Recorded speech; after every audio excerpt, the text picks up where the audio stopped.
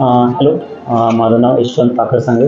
आम्ही 10 to 15 flat पुण्यामध्ये search केले. खारेडी लोकेशन्स, वाकड लोकेशन, त्यामध्ये NIBM आलं. सध्या आम्ही NIBMमध्ये राहत असताना आमचा एक संबंध झाला की करंदीकर डेव्हलपर्स म्हणून इथं इलिना त्यांची सोसायटी चालू होती.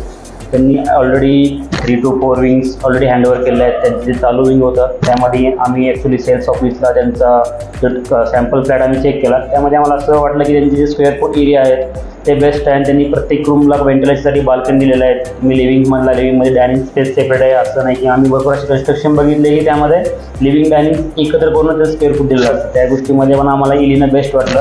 आणि त्यामध्ये आम्ही क्लब हाऊस जरी बघितला ते प्रत्येक सोसायटीमध्ये आपण जसं बघतो की टाउनशिपमध्ये क्लब हाऊस एखादा 4 विंगमध्ये एखादा क्लब हाऊस वगैरे असतो.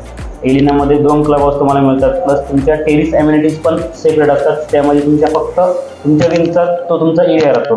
ते एक बेस्ट इलिनामध्ये मला वाटलं.